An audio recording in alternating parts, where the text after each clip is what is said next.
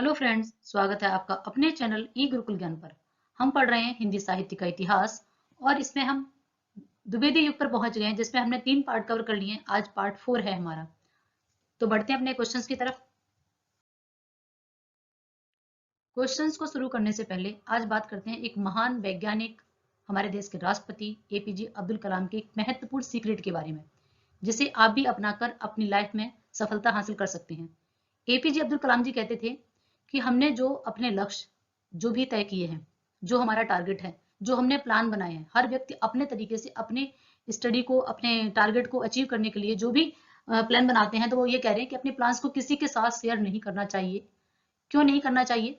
क्योंकि जब आपने जो भी स्ट्रेटेजी अपनाई है अपनी पढ़ाई के लिए कि मुझे इतने घंटे ऐसे पढ़ना है, इसमें ये पढ़ना है, हर तरीके से अपने दोस्तों के साथ, अपने क्लासमेट्स के साथ जब अपना शेयर कर देते हो, तो आपको पता है कि जेलसी होती है बहुत ज़्यादा लोगों में। वो आपको या तो तारीफ करेंगे आपकी बहुत ज़्यादा, या फिर आपको क्रिटिसाइज करेंगे वो कि देखो पढ़ाकू आ गया, ये आ गया, वो आ गया। इस तरीके से आपको वो तरह तरह से क्रिटिसाइज करेंगे या फिर आपकी तारीफ कर देंगे। तो दोनों ही स्थिति में हमारा जो पढ़ाई से मन है, हमारा जो तरीका है, उससे हम भटक जाते हैं। इसलिए जब तक हमें सफलता हासिल ना हो जाए, जब तक हमारा टारगेट अचीव ना हो जाए, तब तक हमें अपने सीक्रेट्स किसी के साथ शेयर नहीं करने, किसी के भी साथ नहीं करने हैं। अपना कितना भी बेस्ट फ्रेंड हो, किसी के साथ आपको शेयर नहीं करने। केवल वो आपको बार बार रिकॉल करने, अपने आप को बताने हैं कि आज का टारगेट ये है और इसे अचीव करना है। इस तरीके से आप स्टेप बाय स्टेप चलते जाएंगे और 100% आपको सफलता मिल जाएगी। तो ये अब्दुल जी का एक बहुत ही सीक्रेट तरीका, जो हमारी सफलता में हमें आगे बढ़ाने में हमारी अहम भूमिका निभा सकता है। तो मैं भी चाहूंगी कि आप सभी अपने इस मंत्र को अपने जीवन में इम्प्लीमेंट करें। अपने क्वेश्चंस की तरफ आते हैं। पूरे वीडियो को ध्यान से देखें। आप केवीएस, डीटीपीएसबी, एनबीएस किसी भी स्टेट में हिंदी से टीजीटी पीजीटी की तैयारी कर रहे हैं, तो ये महत्वपूर्ण सीरीज आपके लिए ही है। पूरी वीडियो को अंत तक देखेंगे, आपको बहुत ही अच्छी तरीके से, बहुत ही ट्रिक के साथ मैंने क्वेश्चंस को लर्न कराया है, याद करवाया है, जिससे आप अपनी सफलता में एक कदम और आगे बढ़ सकें। क्वेश्चंस हैं हमारे आज के। मैथिली षड़गुप्त मूलतः भक्त कवि है किसके? ठीक है, आपको बताना है कि मैथिली षड़गुप्त जी राम भक्त हैं, कृष्ण भक्त हैं, शैव है, क्योंकि इस तरीके के क्वेश्चन भी आपको एक दो मिल जाते हैं कि उनके किस दार्शनिक प्रभाव से प्रभावित हैं, या उनके भक्त कौन है, किस मतलब किसके भक्त हैं, उनके गुरु कौन है, या उनके शिष्य कौन। इस तरीके के क्वेश्चन भी आते हैं। तो मैंने ली शरण, आपको याद कैसे रखना है? मैथिली षड़गुप्त, मैंने ली शरण किसकी? भगवान राम की। ठीक है, हमने इसको कैसे याद रखा? मैंने ली शरण, मैथिली, मैथिली, ठीक है, मैंने ली शरण किसकी? भगवान राम की। तो ये है हमारा मैथिली षड़गुप्त किसके भक्त थे? भगवान राम के। नेक्स्ट क्वेश्चन है भारत भारती का प्रकाशन वर्ष। अगर आपने इससे पहले वीडियो नहीं देखी तो उसमें मैंने आपको बताया कि भारत भारती जो है वो प्रकाशन किसका है? ये भी आपके मैथिली षड़गुप्त जी का है, और इसका प्रकाशन वर्ष आपको बताना है। तो ये है आपका 1912। ठीक है, नेक्स्ट है आपका मैथिली षड़गुप्त किस युग के कवि है? क्योंकि हमारा द्विवेदी युग चल रहा है, अगर आप हमारी सीरीज कंटिन्यू देख रहे हैं तो आपको आसानी से इस प्रश्न का उत्तर आप बता पाएंगे। ये है हमारा द्विवेदी युग। ठीक है, क्योंकि द्विवेदी, महावीर प्रसाद द्विवेदी जी के मतलब गुरु हैं किसके? मैथिली षड़गुप्त जी के। इन्होंने अपना गुरु माना है महावीर प्रसाद द्विवेदी जी को। मैथिली षड़गुप्त का जन्म किस वर्ष हुआ था? तो ये है आपके 1886, 1886। कानन कुसुम काव्य रचना किसकी है? कानन कुसुम जो रचना है वो किसकी है? तो ये है आपके मधुकर पांडे जी की। ठीक है, मधु, ठीक है, मुकुटधर पांडे, मुकुटधर पांडे। कानन कुसुम काव्य रचना किसकी है? मुकुटधर पांडे जी की है। नेक्स्ट है दिवा का अवसान समीप था, गगन था कुछ लोहित हो चला। ये किस कवि की, किस ग्रंथ से ली हुई रचना है? बहुत ही प्रसिद्ध अयोध्या सिंह उपाध्याय हरिओद जी की प्रिय प्रवास से ली गई है। ठीक है, नेक्स्ट है निम्न में से कौन प्रमुख कोशकार हैं? कोशकार आपको बताना है। तो आचार्य रामचंद्र शुक्ल नहीं है, कामता प्रसाद, महाप्रसाद द्विवेदी में से कोई भी नहीं है। कौन है? रामचंद्र वर्मा। नेक्स्ट है कामता प्रसाद गुरु की पहचान हिंदी में किस रूप में है? आप देखेंगे, अगर हम प्रेमचंद का नाम लेते हैं तो आपको तुरंत उपन्यास सम्राट कहे जाते हैं। इसी प्रकार से अगर हम व्यंग लेखकों की बात करते हैं या फिर आंचलिक उपन्यास की बात करते हैं तो रेणु जी आपको याद आते हैं। इसी प्रकार अगर व्याकरणक देखें तो आप कामता प्रसाद गुरु जो है इनकी पहचान किसमें है? व्याकरण। ठीक है, श्रीदामा नाटक के रचयिता कौन है? आपको बताना है श्रीदामा नाटक के रचयिता कौन है? तो ये है आपके राधा चरण गोस्वामी। श्रीदामा, श्री दान देना चाहिए, राधा चरण गोस्वामी। ठीक है, गोस्वामी जी को हमें क्या देना चाहिए? दाम देना चाहिए, दक्षिणा देनी चाहिए। तो ये आपके राधा चरण गोस्वामी। नेक्स्ट है बालकृष्ण भट्टकृत वेणु संहार की विधा क्या है? आपको बताना है बालकृष्ण भट्ट जी का, ठीक है, क्या है? नाटक है ये, क्या है? नाटक। नेक्स्ट है जयशंकर प्रसाद का करुड़ालय, ये आपका प्रथम गीत नाट्य करुड़ालय जो है, ठीक है, हिंदी नाटक में किस वर्ष प्रकाशित हुआ? ये किस वर्ष प्रकाशित हुआ? आपको इसका प्रकाशन वर्ष बताना है। 1912, 1920, तो ये है आपका 1920। नेक्स्ट है नेत्रोन्मीलन, नेत्रोमिलन नाटक के रचयिता कौन है? वृंदावन लाल वर्मा, महावीर प्रसाद द्विवेदी, मिश्र बंधु। ठीक है, अब देखो यहाँ पर क्या है? मिलन, मिलन, तो 2-3 लोग होंगे तभी मिल पाएंगे। मिश्र बंधु, तो यहाँ पर ये 3 भाई हैं मिश्र बंधु, ठीक है, सुख श्याम गणेश, तो मिश्र बंधुओं का है ये नेत्रोन्मीलन। ठीक है, कृष्ण अर्जुन युद्ध, ठीक है, अब देखो कृष्ण अर्जुन, कृष्ण अर्जुन, कृष्ण भगवान क्या खाते थे? माखन। क्या खाते थे? माखन उनको बहुत प्रिय है, माखन बहुत ज्यादा खाते थे। तो कृष्ण अर्जुन युद्ध जो है वो रचना क्या है? विधा क्या है? नाटक है। किसकी है? माखनलाल चतुर्वेदी की। नेक्स्ट है राधे श्याम कथावाचक का संबंध मुख्यतः किस विधा से है? राधे श्याम कथावाचक का संबंध मुख्यतः किस विधा से है? आपको बताना है। तो ये है आपके नाटक। नेक्स्ट है चुंगी की उम्मीदवारी किस का प्रश्न है? ठीक है, नाटक का एक प्रकार होता है प्रश्न, तो आपको बताना है चुंगी की उम्मीदवारी किसका प्रश्न है? तो ये है आपका बद्रीनाथ भट्ट जी का। नेक्स्ट है गुप्त गोधना, किसका उपन्यास है? गुप्त गोधना, इसको बहुत ही एक अच्छे तरीके से याद करेंगे।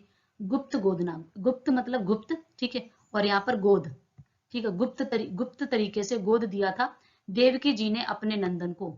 देवकी नंदन, देवकी नंदन खत्री जी का है, तो देवकी माँ ने अपने नंद को, अपने बेटे को, अपने नंदन को गुप्त तरीके से गोद दे दिया था। किसे? यशोदा माँ को।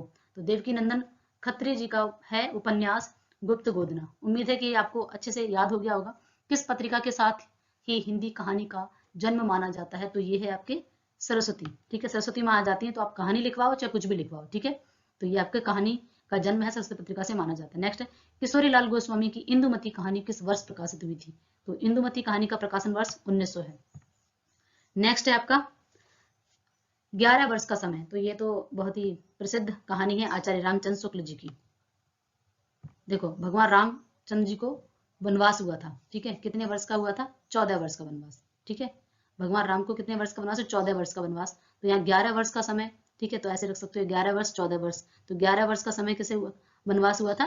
भगवान रामचंद्र को। तो रामचंद्र शुक्ल। छाया किस लेखक की कहानियों का संग्रह है? छाया, ठीक है, जयशंकर, जयशंकर प्रसाद, जयशंकर प्रसाद की ये छाया कहानी संग्रह है। बहुत सारी कहानियों का संग्रह इसमें। ये भी पूछे जाते हैं कई बार कि कहानी संग्रह में इसमें कौन कौन सी कहानियों का संकलन किया गया है, एकत्रित की गई है। तो जयशंकर, अगर किसी पर जयशंकर प्रसाद जी की छाया पड़ जाए तो वो बहुत प्रसाद हो जाएगा, ठीक है, एक तरीके से उनका बेड़ा पार हो जाएगा। वह साहित्यकार देशभक्ति और राजनीति के पीछे चलने वाली सच्चाई ही नहीं बल्कि उसके आगे मसाल दिखाती हुई चलने वाली सच्चाई है। ये पंक्ति किसकी है? ये तीखे व्यंग जैसे आपको देखेंगे, इस तरीके की जो सच्चाई वाली बातें की है वो हमारे मुंशी प्रेमचंद जी की, ठीक है। नेक्स्ट है हमारा चंद्र शर्मा गुलेरी ने उसने कहा था, इनकी बहुत ही प्रसिद्ध 3 कहानी है गुलेरी जी की, ठीक है, तो यहाँ पर एक कहानी दी गई उसने कहा था। कहानी किस पत्रिका में प्रकाशित हुई थी? आपको बताना है कि किस पत्रिका में प्रकाशित हुई थी। ये है आपके सरस्वती पत्रिका में, ठीक है। नेक्स्ट है आपका कानों में कंगना कहानी के लेखक कौन है? कानों में कंगना कहानी के लेखक कौन है? अब इसे कैसे याद रखेंगे? राधिका के कानों में क्या है? जो उन्होंने इयररिंग्स पहन रखे हैं वो कंगना के जैसे कंगन होते हैं ना उतने बड़े हैं। आजकल देखा होगा आपने कितने बड़े बड़े कानों में इयररिंग्स पहनते हैं लोग, कंगन के जैसे गोल गोल। तो कानों में कंगना इयररिंग्स बना के किसने पहन रखे हैं? राधिका ने। कंगना को इयररिंग्स बना रखा है राधिका ने, ठीक है, तो राधिका रमण प्रसाद, राधिका रमण प्रसाद सिंह।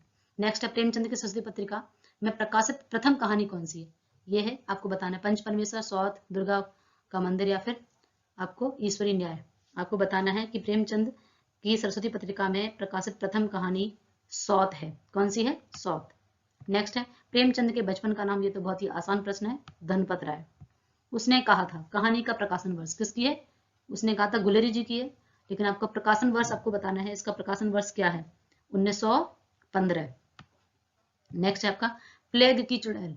प्लेग की चुड़ैल कहानी किस लेखक की है? देखो प्लेग की चुड़ैल, अगर भाई किसी पर चुड़ैल आ जाए किसी के, तो हम किसका नाम लेंगे? भगवान का नाम लेंगे।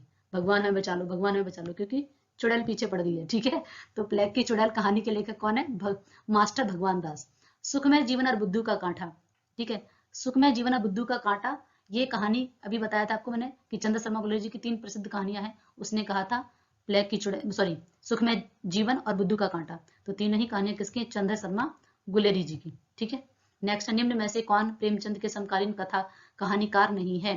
तो आपको बताना है इसमें सुदर्शन, विश्वम्भरना शर्मा कौशिक, विष्णु प्रभाकर, जयशंकर प्रसाद। आपको बताना है कि इसमें से कौन प्रेमचंद युगीन या प्रेमचंद के समकालीन नहीं है। तो ये कौन है? विष्णु प्रभाकर जी। नेक्स्ट, किस लेखक अथवा लेखिका का उपनाम बंग महिला है? तो ये आपके राजेंद्र वाला घोष। कौन है? राजेंद्र वाला घोष। ये क्वेश्चन इंपॉर्टेंट है, कई बार पूछा गया है। तो बंग महिला राजेंद्र वाला घोष।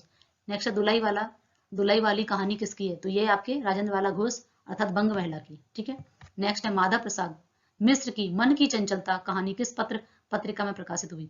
तो अब यहाँ पर कैसे याद रखेंगे? बहुत ही आसान तरीके से। मन चंचल हो गया, क्यों? किसी के सुंदर दर्शन हो गए। मान लीजिए आपने भगवान कृष्ण के सुंदर दर्शन किए हैं, सु मतलब सुंदर और मतलब दर्शन मतलब दर्शन, तो आपने भगवान कृष्ण के सुंदर दर्शन कर लिए तो आपका मन कैसा हो गया? चंचल हो गया। किसी के सुंदर दर्शन कर लेते हैं तो मन कैसा हो गया? चंचल हो गया। नेक्स्ट है झलमला कहानी के लेखक कौन है? झलमला, झलमला। ठीक है, तो झलमला मतलब झमला, झमला, झमला, इस तरीके से बोल सकते हैं। छोटे बच्चों को, लाल को क्या बनाता है? जब छोटा बच्चा होता है तो उसको झलमला, झमला टाइप का ढीले ढीले कपड़े, क्योंकि बच्चे को दिक्कत ना हो, कंफर्टेबल रहे, इसलिए लाल को क्या बनाया? झमला, झमला। ठीक है, इस तरीके झलमला। तो पद्मलाल, पुन्नालाल, बख्शी। ठीक है, हिंदी गल्पमाला मासिक पत्र कहाँ से निकलता था? हिंदी गल्पमाला। अब मालाएं लेकर हम कहाँ जाते हैं? मंदिरों में जाते हैं। और मंदिर कहाँ पे? काशी में। विश्वनाथ भगवान का मंदिर काशी में, आप देखेंगे बनारस, काशी में, ठीक, घाट, बहुत सारे मंदिर हैं। तो माला लेकर हम कहाँ जा रहे हैं? काशी, क्योंकि हमें माला भगवान जी पे क्या चढ़ानी है? माला चढ़ानी है। ठीक है, तो हिंदी गल्पमाला काशी। निम्नलिखित में से किस पत्र में प्रसाद जी की अधिकांश कहानियां प्रकाशित हैं? प्रसाद जी की जो कहानी, यानी कि जयशंकर प्रसाद, हिंदी गल्पमाला में, इंदु में, या फिर सरस्वती में, प्रभा में, किस पत्रिका में सबसे ज्यादा उनकी कहानियां, अधिकांश कहानियां आपको बताना है? तो ये आपका क्या हो जाएगा? आंसर है आपका इसका हिंदी गल्पमाला। नेक्स्ट है, देखो अब यहाँ पे आया ना, माला लेकर आप प्रसाद में गए, वो सॉरी मंदिर में गए, काशी मंदिर में आप क्या लेकर गए? मालाएं लेकर। वहां आपको क्या मिला? प्रसाद मिला। हमें पंडित जी वहां पे क्या देते हैं? प्रसाद देते हैं। तो उम्मीद है कि आप तीनों क्वेश्चंस को एक साथ मिला लीजिए। मालाएं लेकर हम कहाँ गए? काशी में। तो गल्पमाला मासिक पत्रिका, कैसी पत्रिका? ये भी याद रखना है आपको, मासिक पत्रिका है, महीने में एक बार निकलने वाली, उसको क्या कहते हैं? मासिक। तो मास में, यानी कि हर महीने हम माला चढ़ाने जाते हैं काशी मंदिर में, और वहां हमें भगवान का क्या मिलता है? प्रसाद मिलता है। ठीक है, राखी बंद भाई, ये तो बहुत ही प्रसिद्ध, बच्चों की छोटी छोटी क्लास में आप देखेंगे, वहां पे एक कहानी आपने पढ़ी होगी कि राखी वाला, तो वृंदावन लाल वर्मा जी की ये कहानी है। ठीक है, जिसमें राखी बंद भाई, तो वृंदावन लाल वर्मा। ठीक है, नेक्स्ट है प्रेमचंद की सौत कहानी का प्रकाशन वर्ष क्या है? प्रेमचंद की जो सौत कहानी है उसका प्रकाशन वर्ष आपको बताना है। तो ये है आपके 1920। नेक्स्ट है प्रेमचंद का जन्म कहाँ हुआ था? तो प्रेमचंद तो हमें याद करने ही करने हैं। कुछ राइटर ऐसे हैं जिनको हमें उनका एक भी क्वेश्चन नहीं छोड़ना है, जन्म से लेकर उनकी रचनाएं, उपन्यास, पत्रिकाएं, सब कुछ याद करना है। तो मुंशी प्रेमचंद तो हमें बहुत ही अच्छे से याद करने हैं। लमही नामक गांव जो कि बनारस में पड़ता है, मुंशी प्रेमचंद का जन्म। प्रेमचंद का जन्म वर्ष क्या है आपको बताना है? तो ये जन्म वर्ष उनका 1880 है। नेक्स्ट है सप्त सरोज किस लेखक की कहानी संग्रह है? याद रखना है, कहानी संग्रह पूछा गया। ठीक है, सप्त सरोज किस लेखक का कहानी संग्रह है? तो ये है आपके प्रेमचंद जी का। किसका है? प्रेमचंद जी का। नेक्स्ट है ठेठ हिंदी का ठाठ उपन्यास के रचयिता कौन है? ठेठ हिंदी का ठाठ, तो ये अयोध्या सिंह उपाध्याय हरिऔध जी। किसका? हरिऔध जी का। नेक्स्ट है आपका उपन्यास लहरी उपन्यास पत्रिका के संपादक कौन? उपन्यास लहरी ये है उपन्यास पत्रिका। ठीक है, उपन्यास पत्रिका है उपन्यास लहरी। किसकी है आपको बताना है? तो ये आपके देवकी नंदन। ठीक है, देवकी नंदन खत्री जी की। नेक्स्ट है देवरानी जेठानी की कहानी किस उपन्यास में है? देवरानी जेठानी की कहानी, ठीक है, आपको बताना है किसकी है? तो पंडित गौरी दत्त, पंडित गौरी दत्त की कहानी है। ठीक है, देवरानी जेठानी। नेक्स्ट है दरोगा दफ्तर उपन्यास पत्रिका के संपादक कौन है? दरोगा दफ्तर किसकी उपन्यास पत्रिका का संपादक कौन है? संपादक बताना है आपको इसके। तो है राम लाल वर्मा। कौन है? राम लाल वर्मा। नेक्स्ट हिंदी उपन्यास कोश के संपादक कौन है? हिंदी उपन्यास कोश के संपादक आपको बताने हैं कौन है? गोपाल राय। भाई हमें कोषाध्यक्ष किसी को बनाना है तो गोपाल जी से हमें राय लेनी पड़ेगी। ठीक है, गोपाल जी से हमें क्या लेनी पड़ेगी? राय लेनी पड़ेगी, क्योंकि भाई कोषाध्यक्ष बनाया जा रहा है हिंदी उपन्यास कोश। ठीक है, नेक्स्ट है भाग्यवती उपन्यास के उपन्यासकार। ये तो बहुत ही सबसे कह सकते पहला उपन्यास से माना गया, प्रथम उपन्यास। तो भाग्य किसका खुल जाता है? जब श्रद्धा राम की हमारे ऊपर हो जाए तो हमारा भाग्य क्या हो जाएगा, सद्धराम फिलौरी। ठीक है, तो ये आपका सद्धराम फिलौरी, ये है आपके भाग्यवती। ठीक है, अधखिला फूल ठेठ हिंदी का ठाठ। ठीक है, ये आपके अयोध्या सिंह उपाध्याय जी का उपन्यास है। अयोध्या सिंह उपाध्याय, अधखिला फूल ठेठ हिंदी का ठाठ। लीलावती व आदर्श सती उपन्यास के लेखक कौन है? लीलावती व आदर्श सती आपको बताना है किसकी है, किशोरी लाल गोस्वामी जी की। लीला किशोरी, किशोरी किसको बोलते हैं, बोलते हैं राधा रानी को किशोरी जी। तो लीला किशोरी जी की है ना, अगर मिल जाए तो ठीक है। तो लीलावती और आदर्श ये है आपके किशोरी लाल गोस्वामी जी। प्रेमचंद का प्रथम उपन्यास कौन सा है? प्रेमचंद का प्रथम उपन्यास प्रेमचंद प्रेमा, प्रेमचंद प्रेमा। ठीक है, नेक्स्ट है उपन्यास पत्रिका के संपादक थे। उपन्यास पत्रिका, उपन्यास जो है वो पत्रिका का नाम है, आपको बताना है इसके संपादक कौन है। इसके संपादक आपको बताने हैं किशोरी लाल गोस्वामी। नेक्स्ट है किस उपन्यास को आचार्य रामचंद्र शुक्ल ने अंग्रेजी ढंग का मौलिक उपन्यास कहा है? तो ये आपके परीक्षा गुरु को कहा है, जिसको हिंदी को प्रथम उपन्यास माना गया। आप देखेंगे अलग अलग उपन्यासकारों ने अलग अलग उपन्यास को माना है। इसी प्रकार से नाटक में है, निबंध में है। कहानी कला किसका निबंध है? कहानी कला किसका निबंध है? आपको बताना है कहानी कला जो निबंध है वो आपके प्रेमचंद जी का है। कहानी कला, ठीक है, गद्य के जो कला है वो प्रेमचंद जैसी किसी के पास नहीं है। कहानी लिखने की जो कला है, 300 के आसपास लगभग प्रेमचंद जी ने कहानी लिखी है और उपन्यास सम्राट कहे जाते हैं। मानसरोवर के 8 खंडों में इनकी कहानियों का संकलन किया गया। तो कहानी की कला मुंशी प्रेमचंद जैसी किसी के पास नहीं है। ये इनका किसका निबंध है? तो ये निबंधक मुंशी प्रेमचंद जी का है। नेक्स्ट, इलाहाबाद में हिंदी नाट्य समिति की स्थापना किस वर्ष की गई थी? इलाहाबाद में हिंदी नाट्य समिति की स्थापना आपको बताना है किस वर्ष की गई थी? 1909 में। नेक्स्ट है आपका प्रिय प्रवास में कृष्ण के किस रूप को उभारा गया है? इसमें आपके लोक रक्षक के रूप में प्रिय प्रवास, ब्रजांगना विलाप इसका पहले नाम था, ब्रज की अंगनाओं का विलाप, ब्रजांगना विलाप, प्रिय प्रवास इसका बाद में नाम लोक रक्षक के रूप में भगवान कृष्ण को बताया गया।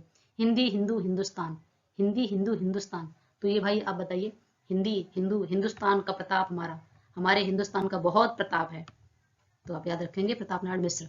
निबंध का जन्म और नामकरण किस लेखक के साथ संबंध किया जा सकता है, संबंध किया जा सकता है? तो ये है आपके मानटेन या फिर मानतेन, इस तरीके से इनका आपको मानटेन इंग्लिश के हैं तो इसलिए। नेक्स्ट है आपका किस लेखक के गद्य विधान को आचार्य शुक्ल ने सायास अनुप्रास में गुथे शब्द गुच्छों का अटाला कहा है? ये बहुत ही इंपॉर्टेंट क्वेश्चन है, पूछा गया है। ठीक है, सायास मतलब इतना अनुप्रास के शब्दों का गुच्छा है वो अटाला कह दिया गया उसका। किसे, किसके निबंधों को बताया गया? गद्य विधान किसके बारे में? बाल मुकुंद गोविंद नारायण या फिर माधव प्रसाद या फिर सरदारपुर सिंह, आपको बताना है। तो ये है आपके गोविंद नारायण, गोविंद नारायण मिश्र। नेक्स्ट सरदारपुर सिंह ने कुल कितने निबंध लिखे? ये मोस्ट इंपॉर्टेंट है। ज्यादातर इनके जो निबंध है उनकी संख्या के साथ साथ उनका नाम भी बहुत इंपॉर्टेंट है, क्योंकि इन्होंने कम लिखा है लेकिन बहुत अच्छे निबंध इनके लिखे हैं, भावपूर्ण जैसे कह सकते हैं, भावनात्मक। तो 6 निबंध लिखे हैं सरदारपुर सिंह जी ने। शिव शंभू का चिट्ठा किसकी गद्य रचना है? ये आपके बाल मुकुंद जी की रचना है, शिव शंभू का चिट्ठा। ये आपको पढ़ाया हुआ समझ में आ रहा है, अच्छा लग रहा है तो चैनल को सब्सक्राइब कर लें, जिससे आपको जितनी भी नई वीडियो जो भी कंटेंट मैं अपलोड करूं जो आप तक पहुंच सके और अपनी तैयारी को आप अच्छा बना सकें। Thank you.